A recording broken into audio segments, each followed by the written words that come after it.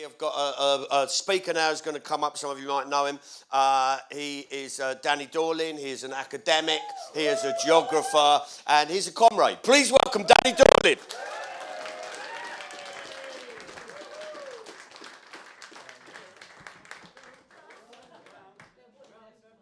What you may not know about me is my first job was working in playgroups. So I'm not going to make you sing it, but there it is. I was a play worker, worked in playgroups. I now work in a kind of big playgroup with people who wear strange cloaks in the city of Oxford. What I want to talk to you about is what Beveridge and the people around Beveridge achieved, and then partly what went wrong very quickly, because we forget just what an achievement it was and how long it lasted, but also how it wasn't completely implemented. We forget Beveridge was middle of the road. He was an establishment figure. He was a master of University College, Oxford. He was a liberal. He was a eugenicist. He was a misogynist. He was not a radical. And yet, he produced a plan which transformed this country, and a plan which, if it had been taken as far as it was meant to have gone, would have done even more than that. But just take what it did. Think about housing and security of housing. And we know if we take all the children born in a week in 1946, a majority of the children in this country born in 1946 spent some of their childhood in a council house. Right? Council housing was the norm. That's what you got.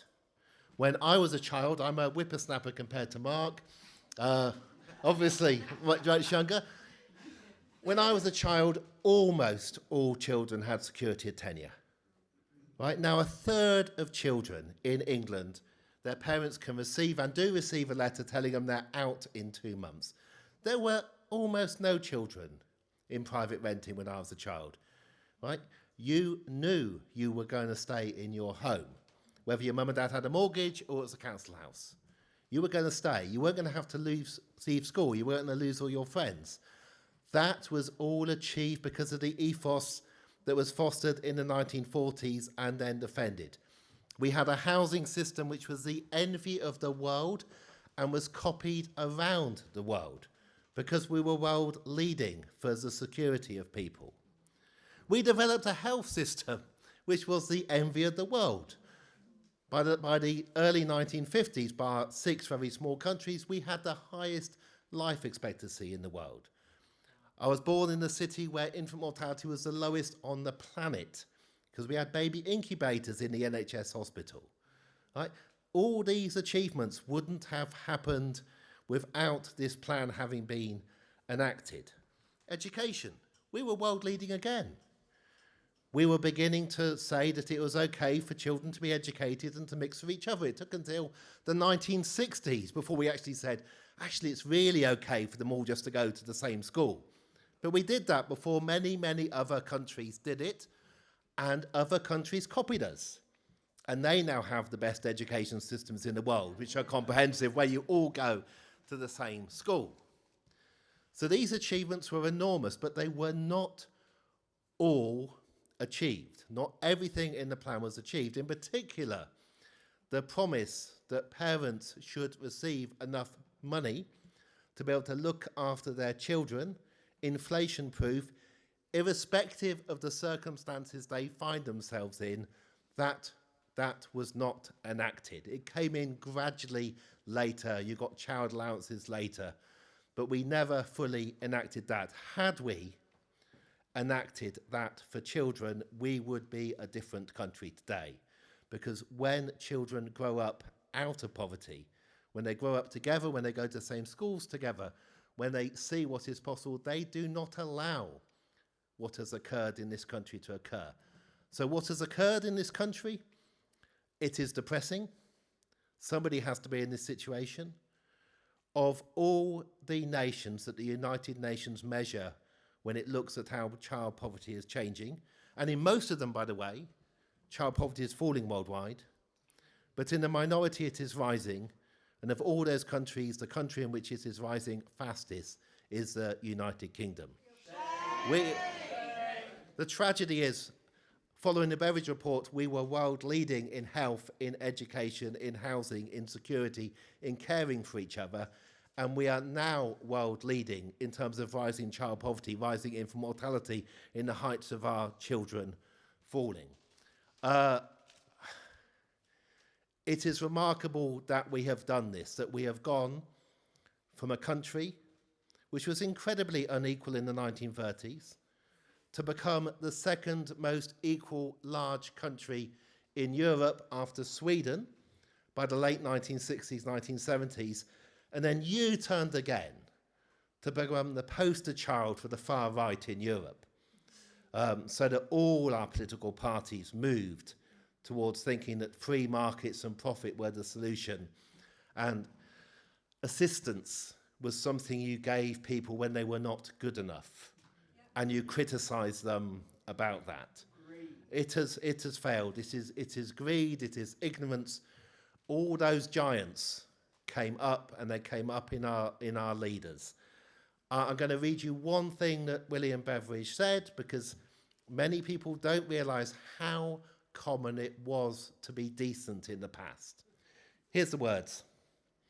What we need to do, it means making up our mind to be a community in which profit as the guide to production disappears over a wide field of economic activity.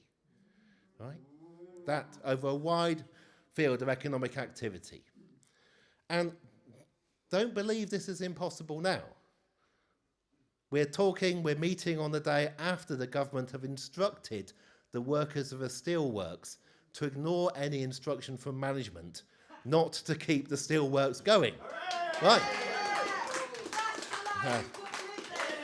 Well, that, in effect, it's half nationalised, and it's really interesting times. I mean, who is going to buy a privatised utility now if they know that the British Parliament may instruct the workers to act in a certain way and promise to pay them, by the way? So we're halfway towards nationalising, at least of one steelworks. Here's the second part of what William said in this. In attacking the giant evils, we shall also reduce the evil of inequality where it is most harmful. And then it will be desirable to take measures towards a more equitable distribution of material resources and a more equitable distribution of leisure, so that leisure can replace unemployment. The dreams that people had in the 1930s and 1940s and 1950s and 1960s, we've forgotten just how much they were determined to create a better world for their grandchildren. And we need to work out earnestly and quickly how to reverse the decades of misinformation that will be given to people that tell them it is not possible for the state to provide housing to a level where nobody need fear to be homeless. We're told that, despite the fact that there are countries in Europe where almost nobody is homeless and where the state is providing that. We're told it is not possible for the state to look after the education of our children, that it must be privatised, that we have to have academy chains where people who send their own children to private schools are governing the schools that our children go to. Yeah, it's shameful, embarrassing, and anybody who's running an academy chain like that should be ashamed of themselves. We're told it's not possible to fund a health service anymore. We're told all these things are not possible until the moment when it appears that the coking coal isn't going to go in the furnaces anymore. And then suddenly something completely different is entirely possible. I think it's all going to change and it's all going to get better, and it can get better very, very quickly, but it won't get better without people calling out those who are greedy, who are profiteering, who are just trying to feather their own nests, including government ministers who think that if they just carry on behaving as they behave now, JP Morgan will give them a nice job afterwards. Right? That gravy train is over. Anybody working in the Treasury, anybody working in the ministers, any of those current cabinet members who think that they're going to have a comfortable life for themselves and their families, working for the private sector in future because they've been in government, that is over. It's come to an end. And they need to know as well. They need to know as well that it's the end of the road for this. You cannot be the state which fails more on United Nations measures of poverty in terms of the change that's occurred. You cannot do that and tell the population, don't worry your little heads about this. We'll carry on. You can trust us. There comes a point when it breaks, and we're at that point now. Thank you very much.